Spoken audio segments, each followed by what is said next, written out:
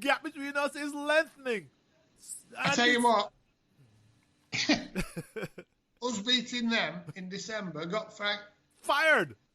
Yes. That's how bad they were. Yes. That we could beat them, and he had to go. But, you know, people won't have it. It's not a fair comparison. Well, it is a fair comparison. I'm really, really sorry. It is.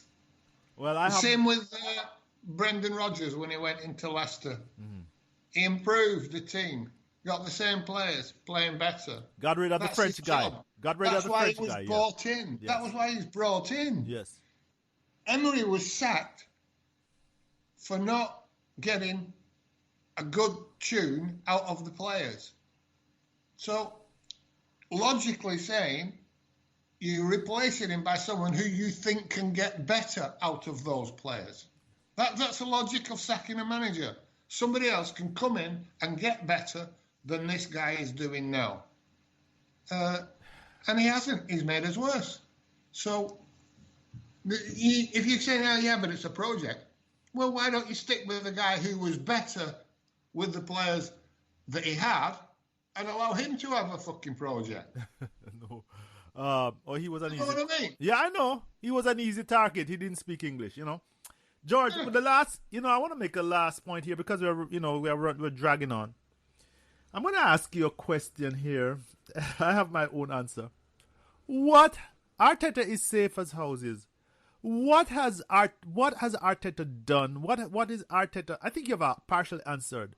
But what has been the measure of his success as Arsenal that has made him so successful? Your thoughts on this? Well, he's not been successful, has he? The only success he has is in the eyes of the owner in deflecting from them and backing them. That's the only success he's had. All right, the FA Cup. Oh, yeah. But Emery went to the European League final, George. Emery took us to the European League final. Yeah. So, and was eventually sacked. You can't dismiss the fact that he won the FA Cup. I'm not dismissing it, but taking... I'm saying we tend to say he's done nothing right. Well, he has done something right. He won the FA Cup. But you and I observed, and correctly so, people refuse to acknowledge it. We played horrible football to get there, and we even played just as, when I say negative football, people don't want to say horrible, negative football, sitting back, waiting on the other side to accepting that the other side is better than us and counter-attacking. Well, the point is that the law of averages will catch up with you, and it caught up with you playing a horrible Villarreal because your two little opportunities for counter-attack and the ball went on the other side of the post or hit the post. That is the point. You don't create chances, organically. Your chances of winning are lessened. And this is the observation we made. But what has he been successful at? My opinion, he has been most successful being a puppet of the Crankies because he did something that Emery could not do. He got rid of Ozil. They want to get rid of the wages of Ramsey and Ozil. Well, they partially got rid of Ramsey by not re-signing him, but Arteta succeeded where Emery did not. He got rid of the $6 million a year that Ozil was costing and promising that maybe he would play better football. Well, it didn't work out, George. That is where he succeeded. I'm not so sure there because I'm told that we're still paying Ozil's wages. Oh, yes. Yeah. Well, he hasn't actually got him off the wage bill. He's just got him out the door. Right. And I think Ozil basically, this is my wacky theory, is that Ozil was a reminder of the sort of players that we should be buying. Right. And Kroenke was never going to buy players like that of his class. So getting him out the club lowered the standard, lowered the benchmark for players that we would expect coming in. And that is why we should be dead scared. We don't now expect a player of Ozil's standard to come in. Absolutely, George. And we should be dead. We don't expect it because he's gone. Absolutely. If he was still playing and playing regularly and doing what he did all throughout his career, we would be expecting a replacement to be of that standard. No, we're not. Now, as long as he's better than fucking El Neni, we're laughing. But that's why, George, on this note, we should be scared out of our wits. that he's telling us that he has money to spend more than he's going to bring in more players than he did in December. We should be because it will be more of the same. And it will not get... I've seen that movie play before. Well, I'm going to make a prediction now. Go ahead, George. There's a lot. I'm going to stick my neck out and say we will not spend £50 million net in the next transfer window. I completely agree with you. They're going to recycle some of that money that they get from selling players, and Kia will have some mule lined up for us to buy. That is my prediction to go along with yours.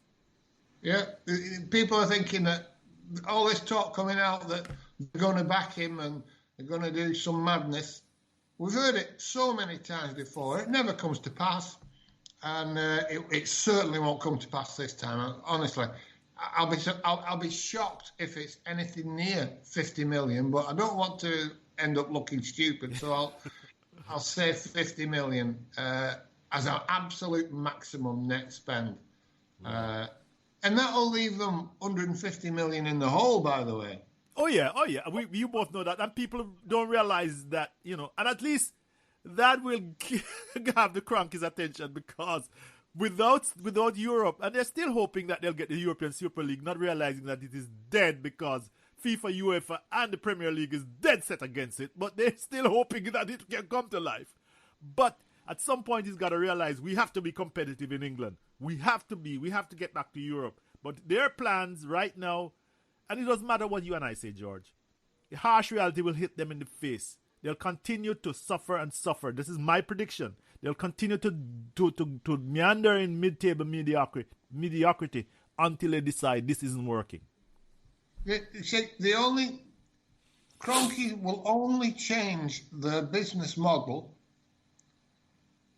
mathematically if we're losing more money every year, which they are having to cover, than the value of the club is increasing. Correct. If we lose £100 million a year, but the club increases in value by £200 million a year, they'll be perfectly happy, because at the end of the day, they're going to make a good profit. Well, paper profit. Paper profit. Yes. At the moment they start spending more than the value of their shares is going up year in, year out, then they won't like that one little bit. They won't. They'll have to either sell up or invest or do something. And of course, if Arsene Wenger gets his way, they'll be able to invest from outside sources. They'll be able to bring investments in and spend that. Yeah, so yeah. I mean, they can offer more shares. They can dilute their ownership, but that's not going getting very technical. George, let's call it a day. Thank you very much, my friend. We have Chelsea on Wednesday, and I think you and I I will try to get a podcast after that. That will be a very interesting game. They have the FA Cup on the following Sunday or Saturday. Saturday. FA Cup finals are on a Saturday. So they might have their minds elsewhere. You and I spoke about that pre this blog. I don't think they will be partially there, but they'll want to win this game. But we'll see. They want to win the game, yeah. But I think they'll be nowhere near the strongest 11. Yes. But I could be wrong.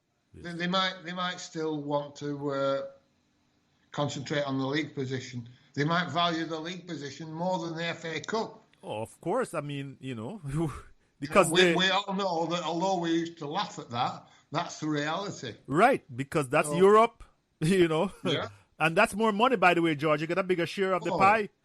Absolutely a lot more. I mean, just one place further up the Premier League is more money than winning the FA Cup. Yeah, the FA Cup is peanuts. I'm sorry, people, but this is, people refuse to accept, but this is a business at the end of the day.